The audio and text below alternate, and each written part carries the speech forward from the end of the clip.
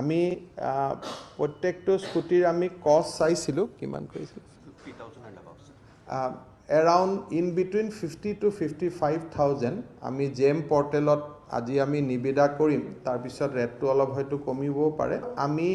ভাবিছো যে অক্টোবৰ মাহৰ 15 তাৰিখৰ আগতে আমি স্কুটি আমি দি দিম sebaonline.org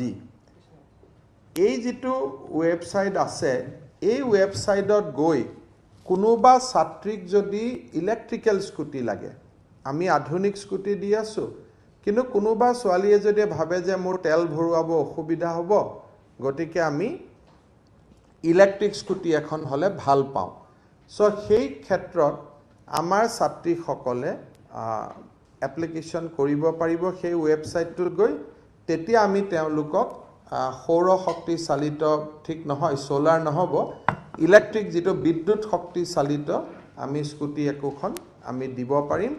choice is theirs কিন্তু আমি propose কৰিছো যে আমি আধুনিক স্কুটি দিম কিন্তু কোনোবা যদি গাৰ্জেনে কয় যে মোৰটো তেল ভৰাব ইমান অসুবিধা হ'ব বা আন অসুবিধা হ'ব মই ইলেক্ট্ৰিক স্কুটি লম তেতিয়া হলে ইলেক্ট্ৰিক স্কুটিও তেওঁলোকে লব পাৰিব যদি কোনেও একো চইচ নিদিয়ে আমি ধৰি লম যে তেওঁ আধুনিক খন কিনিব আৰু ৰেজিষ্ট্ৰেচন কষ্টটো তেওঁলোকে নিজে বিয়াৰ কৰিব লাগিব